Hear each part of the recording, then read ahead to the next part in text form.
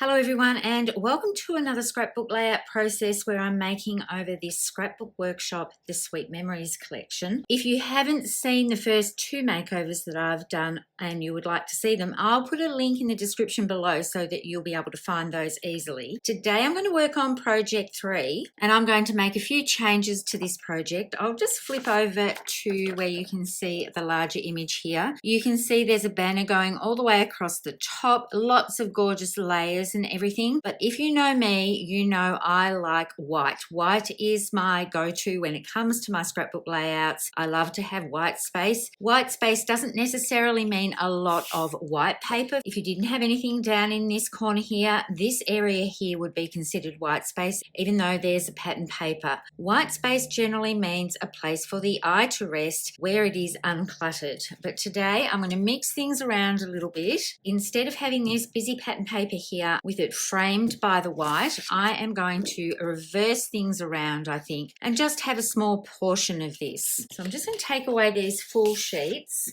and bring in two pieces of white daisy that I have cut to 11.5 by 11.5, which gives me a 1/4 inch border all the way around this. And I'm liking seeing just a small amount of this pattern paper, and that suits my style a lot more. But I think what I'm going to do is use some of this for photo mats, just to tie in the frame. So I'm just going to bring in my Fiskars cutter here and gut out the middle of it, so that if I want to, I can cut some photo mats from it.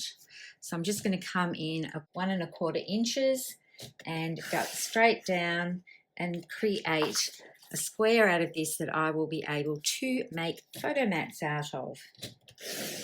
With my photo mats, as I just said, I've gutted out the inside of this, and you'll notice that this pattern paper is not double-sided, and that's because it's a specialty paper that comes out of this scrapbook kit. You can't get it any other way, but the specialty papers are not double-sided, they are white on the back. So I've created a square grid here of photos with the inside section of there, and it just brings in a little bit of that pattern paper into the edge. And I've done this also with my 5x7 photo. I did like how there was one main photo on this side, and I've decided to do it as a 5x7. And when I look at the layouts for project 3, there is a banner going across here, and it's got multi-layers in there of all sorts of words and tickets. I've actually used this ticket on project 2, so I don't have that available. And you'll see there's another banner here as well, but I think I might go the more traditional route with my banner pieces and have them going across the top here and possibly across here. So I'm going to bring all those pieces in and have a little play with them. And I'll just bring in this pattern to have a look at it as well. I like this title, and the photo that I'm going to use is a family one. So I think I'm going to put that across the top, but rather than having it in the center here, that's grounded because we've got these additional strips of paper. I am going to put this off to the side a little bit, I think. And by starting off here, I just need to decide the spacing, because I'm not going to spread it out to go all the way across, and I want it to bring in this all together here title as well. So I'm just going to start putting these down and angling them slightly and working out how I want them placed. And then I'm going to follow the pattern here and anchor these with the little floral elements. And I do love how this little sticker here, Bless This Home, works with the banners. So what I might do, I think, is just trim this bit off at the top to make it flat, so it's not going to poke up on the other side of my banner strip. I'm going to tuck that in here. So this looks quite good. I can bring my photo up a little bit. The problem with dry fitting is once you move one thing, you have to move everything else as well. But I do like how this is starting to take shape. In this section here, there's a cluster with the house sticker, and I've used that on a previous layout as well. So I'm going to build up this little cluster without the house. I have got this floral element, and I've got this sticker here, which acts as a bit of a journal spot.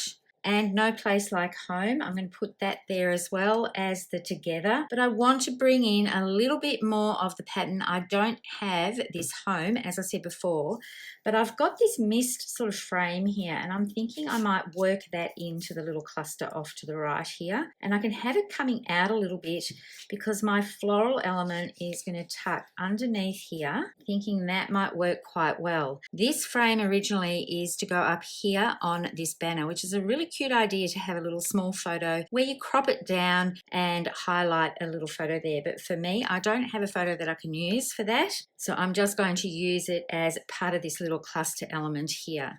And then if I turn over to the right page, you can see that there's a banner element going across this grid section of photos. So I've emulated this somewhat, but I've used 4x6 and 3x4 photos, and I've got my mat as the pattern paper. And I do have these 3 elements here, just the same as what they've got there, but I think what I'm going to do is just have a little banner piece going across like this at the top, rather than putting it over the top of what's going to be another photo here. And over this side, there are some larger floral elements than what we've used on this side to anchor the strips, but I just think they're a little bit too big for that. So I went through the sticker sheet and I found these small little flower stickers, and I think that's going to be the right size for that. So now I just need to work out the rest of my elements that I'm going to put on here. I've got this little cluster happening down here. I'm thinking I want to put another one on this side, but then it's going to be cluster element over here and another one over this side. So maybe I will shift this over and just do a quick little dry fit over on this side to see if I can get that to work. And that's going to come down, and then I'm going to have my little Together sticker. I think that fits in quite well there. And then I've picked out some other elements. So this little journal tag, that's going to fit along here. It is going to block this section of the photo, so I just have to make sure when I adhere it down that I only put adhesive on this area here so that I can tuck my photo in later. And I've got a key that I think will work quite well. I like Remember This, so I'm thinking I might tuck that under there. And I've got another frame here, so I'm going to replicate what I've got on this side, but I might have that tucked out from the edge of this photo mat. And I've got another little word oval, lovely, and instead of putting it down at the bottom, I'm going to have that come out. So let me take that away and see if this is a little bit more balanced than having this cluster on this side and then putting another cluster on here. That would have been almost like 2 separate pages to me to have 2 clusters on the right corner of each. So I think that's going to bring your eyes in towards the photos. Now I've got some other word stickers here that I think are going to suit my layout. So rather than put them down the bottom, I'm going to leave this area as white space. I'm going to have them come out from the side of this photo. And then this is mist. So to balance the mist off over on this side, I might just build up a little bit more here. And this sticker is a padlock. So I'm going to take off the little backing or the excess surplus here. So I'm wondering if I tuck that over here. So I've got the key on this side and the lock on the other. I think this is working quite well. And I'm thinking I might bring in these floral elements and see if I can use them, because I have in mind another layout with this kit, because it might just be bringing in a little bit too much if I try and put those in. I know when I do clusters and things like this, I pare them back quite a bit and I can't decide where to put these. So what I'm going to do is adhere this down, and then I can make a decision on whether or not I need to bring in these elements. And you'll know if you've watched before, I still have quite a few mulberry elements left over from project 2. So they're still in my little dish waiting to be used. And then I've got a whole lot of other stickers that I'm going to use as well to create another page, because I have a lot of paper left over. And I'm going to show you what I've done with that at the end of this video. I've adhered everything down for project 3, and I'll just bring in the original workshop guide from Close to My Heart and you can check out the differences. You can see I've swapped the pattern paper around with the white, but I've left less of a border around the edge here, and I've spread my banner across, and I've adhered some very old white pearls for my little separators on the banners here. And instead of having a lot of elements on the banners, I've stripped it right back. I've kept the Bless This Home, and instead of having the little cluster over on this side, I've got it on the left here. I haven't got the sheet of pattern paper with cardstock down this side, so I had an area that I wanted to anchor. And this area here lent itself really well to mix up some of the die cuts and the stickers and make a little cluster going on this side, and not putting anything over here because I wanted to do a cluster over on the right side. I'll just flip over to the right page so you can have a look, and stay tuned because I've got 4 more layouts to show you with the leftovers that I have from this scrapbook workshop kit. Once again, I haven't put that banner piece in here. That was to match the original on the left side here. I've stripped everything away to give a white look, which more suits my style and how I like to scrapbook. I have kept a grid format, but instead of using the mink, I've used the inside piece of this pattern paper here. You can see that I've gutted that out so that I can create a large photo mat on this side. A few little changes just help strip this away a bit and give me the white space that I really love.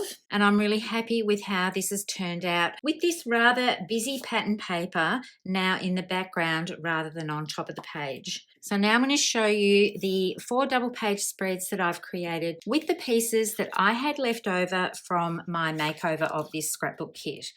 I don't generally use a floral pattern that's quite as busy as this as a background piece, but I quite loved how that looked alongside a white page that is being paired right back. This one here has got a large photo mat here for 2 4x6 photos, and this has a photo strip with some stickers and die cuts all clustered around coming out of each side of this strip. I'm not going to put anything in this area here when I put my photos down. If I want to add more photos, I'll do them in a flip flap, or I'll put one of the pocket memory protectors in. I want this area to be clear of elements. This is a large sticker here. Now you'll see that I have left the actual backing piece of this sticker on here, as well as the backing piece for this one as well. And this is so that I can tuck my photos down underneath and there's no obstruction, and then I can peel that away later. I've got my journal box over here. I've got room over here if I want to do some more journaling. I'll put some more in here rather than at the top there. And I've spoken about this many times. This is a circle sticker that I have cut in half. I do that quite often with florals as well, just to extend their use rather than tucking all the elements underneath a piece here. And I like being able to stretch my supplies. So I'm really pleased with how this one came out. This one has a frame. I've kept these pieces together, but this one I put a white backing behind it so that I can write a date on there. So here's the second layout that I've done, and you'll remember, I think it was project 1. I'm just going to have a little look at the page here. No, it was project 2. So this paper here was a specialty paper exclusive to this scrapbook kit, and I really loved the texture on this. It's a linen and mink sort of wash, lends itself to wood grain or a burlap type feel or a linen type feel. And what I've done with this one is trimmed it down to 11.5 by 11 3/4, both of these pieces, so that I could mat them onto a charcoal base and bring it in towards the center. And I've brought in some stamp sets here, and I've stamped them in charcoal ink onto linen cardstock just to give them a little bit more of a softer feel than putting black onto this page. And I have used charcoal ink to distress the edges on the stickers and the pieces of paper. So the 2 stamp sets I've used coordinate with the Sweet Memories collection. There's the Sweet Memories Scrapbooking Stamp and Thin Cuts. This to me is a stamp set I'm going to use again and again for the titles and also the other little elements that are on there. And this one for Sweet Memories is my favourite stamp set, with the camera and the little tickets and these little note cards as well. They just lend themselves really well to be tucked in and above and around photo elements and other elements on the page. I have put some of the grey dots. I've used the hearts and the dots here just to sprinkle around those elements, and that finishes off the second layout that I've done. And this is the third one that I have done with the collection, and it's actually from the Creative Design Team sketchbook. I have used this sketch here to create this page just using this medallion style periwinkle paper. And creating this from the sketch came together really quickly. The arrows and stars on this layout are ideas of where embellishments can go. So you can see that I have done the tags, and I've used up pretty much the remainder of the die cuts that come in this Sweet Memories Scrapbooking Kit. And instead of leaving them in the original colour here, you can see this is the colour here. I've used black ink and sponged on that just to change the colour of these, because I think the black mats with the periwinkle just make this page pop just a little bit more. Didn't take too long to recolour all of these pieces. And I had a little bit of the ledger paper left over after I made the previous page with the cameras. This was all that was pretty much left over from the pieces that I cut away from one of the other layouts that I created, and I just hand cut these into tags. I just need to put some black twine in here to finish these off. And you can see I've used a title from this Sweet Memories scrapbooking stamp set again to put on my circle element here. And this one over here with the die cut heart that I've recolored, that's going to be where my journaling goes. Now for the fourth layout, I have brought in some additional supplies. I had one full sheet of 12 by 12 paper left, and the other side of this sage pattern is this periwinkle pattern. But I decided that with this layout, I wanted to get away from all the flourishes and the prettiness of Sweet Memories and just use this and team it with some wood grain pattern paper that I have had in my stash for quite some time. And I'll show you how I made the cuts with this without actually cutting the piece of paper.